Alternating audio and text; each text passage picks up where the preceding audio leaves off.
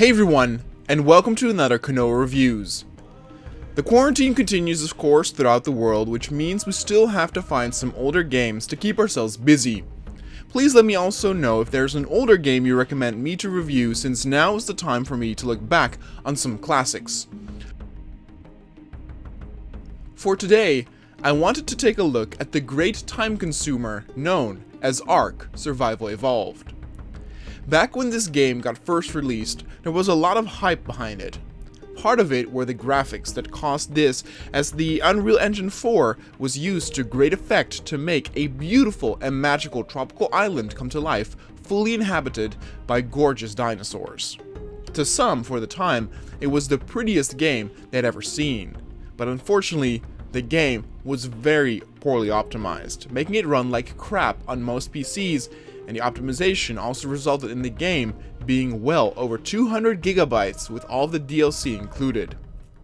But time has been kind on the game, and more modern PCs can run the game without a problem, resulting in beautiful vistas in a world you simply want to explore. The game was released in a time period when survival games were all the hype, and each survival game tried to approach it from a unique angle. Subnautica, for example, offered a survival game in an oceanic environment. DayZ, State of Decay, and all the other similar titles offered a survival game in a zombie apocalypse. And there are many other variants, including The Forest, that adds some horror into it. And there are also futuristic ones, post-apocalyptic ones like Fallout and more. There really is a survival game for any type of player. Now, I absolutely love dinosaurs, and thereby, ARK had already 2 points ahead of its competition. The cool thing about ARK is that it's not just a survival game with the basic survival mechanics you know from other games, but it has so much more to offer, making it also very interesting for people who want to play it as a single-player experience. So in ARK, you wake up on a mysterious island and will have to gather resources and craft to help you survive. You start by punching trees and can quickly make a campfire and a stone pickaxe from the resources you've gathered. From there, you level up and can slowly learn to craft new items, including weapons like a spear, a bow and arrow, etc. Along the way, you will also learn to craft parts of buildings, so you can build a shelter, and the first of these you can make start pretty weak with thatch at its base, followed by wood, stone, etc. You can also build items like a water skin to retain water longer, or a preserving bin to keep cooked meat fresh for a longer time. This is all pretty much basic stuff and is represented in most other survival games. You have a thirst and hunger meter you need to keep an eye on, and in extreme environments like heat or cold, you also need to wear appropriate clothing. But with most survival games, there's really no incentive to play after you've reached a certain point or level, or when you've built the strongest type of base. Luckily, games like The Forest have a proper ending, but ARK also has an ending you can work towards, which is why it is so well playable alone as well. But before we talk about the ending, let's talk more about the world itself and the creatures that inhabit it. The cool thing about the world in ARK is that it's not just a randomly generated world, but a handcrafted one, meaning there are some beautiful vistas and areas to explore. The environment is very varied as well, partially of course increased over time due to early access updates, but even in the early state of the game, the island was a gorgeous place to go hunting and exploring. From beautiful serene beaches, to nice and quaint waterfalls, to mystic snowy mountains or deadly swamps. There's so much to see and explore, and some areas have unique resources or are just too pretty not to put a base near to. And besides the fact that the areas just look really gorgeous, the creatures are interesting as well, and there are so many of them, meaning a surprise lies around every corner. The creature updates over time have been fantastic, with new animals not only looking great, but even introducing new mechanics like the ability to steal items off you or giving out certain buffs or debuffs. And there's so much variety in the creatures, and there's more than just the dinosaurs. There are various deadly bugs and spiders, ranging from ants to killer bees, or a whole world of different creatures underwater, varying from giant sharks to jellyfish, stingrays, and even a giant squid. I think the mere scope of the game will blow people away, as you can spend hundreds of hours just on land, only to realize that there's an entire ecosystem and world below the water surface as well, with various underwater caves and even places where you can set up underwater bases. But besides just encountering and fighting cool enemies, the game offers another unique thing, and that is that you can tame most of these creatures. From the smallest of herbivores to the biggest T-Rex.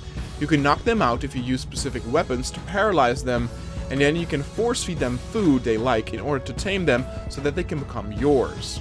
This is where some of my critique comes in, as the vanilla time to tame some of these animals is ridiculously long, and I would highly recommend to adjust the taming speed in host options whenever you will focus on this. I'm not kidding in that it would take multiple hours in the early game to tame something like a brontosaurus. But once you have tamed a dinosaur or other creature, you can start training it, and many creatures have multiple functions. You can train them in strength and health, so that they can come along on expeditions and protect you from harm. Or, you can increase their weight and have them function as pack mules whenever you cannot carry any more resources. Or, you can even create a saddle for some of these creatures and ride them to get a speed boost or to focus more on attacking. What's cool too is that you can have many creatures at once and can essentially create an army of dinosaurs that is at your disposal. There's nothing cooler than to ride into battle while you ride a T-Rex as 5 more T-Rexes run alongside you to obliterate an enemy. Variety is really the appeal with ARK, and the cool thing is that no one is forcing you to do any of it. All the taming and training of creatures I mentioned before is not mandatory. If you don't like the idea of waiting around to tame creatures and then having to take care of them all the time, you can ignore it completely and still have a ton of other things to do. For example, there are multiple dungeon-like caves and ruins that you can explore that hold rare and tough enemies, but also hidden treasure which you will need to collect in order to proceed to the endgame content.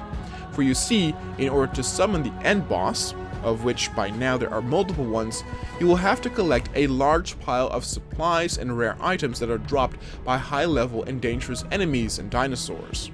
But besides just having those items, you will need to collect the earlier said treasures in these cave systems as well.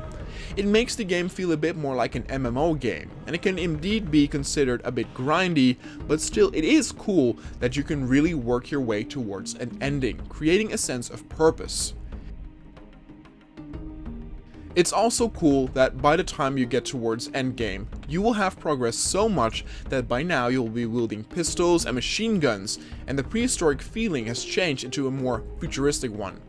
I know that there are some fans out there who don't like this, but I actually really like this sense of progression. By the end, you can be so strong yourself that you won't really need dinosaur pets to slay the most difficult of dinosaurs. And this is why basically ARK is my favorite survival game of all time. And I can recommend it highly as a time waster during these days where we have time to waste indoors. There's just so much to do and see, and you can completely play the game how you want.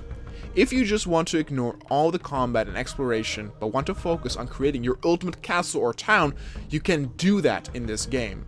It literally has all the best things that survival games have to offer, and more. Some of my complaints get eliminated with playing the game offline, as I found it unnecessarily stressful that your character would persist in the world even if you were offline and could be killed by others, basically eliminating all the effort you put into that character. Maybe some people will miss the PvP elements, but I think the PvE combat and co-op this game offers is the absolute best, and would definitely recommend you play this with a friend or two. Though it can be still very enjoyable on your own, though might be considered a bit grindy. In the end, ARK Survival Evolved gets a solid 9. The game is outstanding, and also much better than some of the copies that came after it, like Atlas, which offers a similar experience in a pirate setting with the same engine, same mechanics and animal types, but much less variety and polish. If you ever want to try out a survival game, you, in my opinion, cannot go wrong by trying out this fantastic game.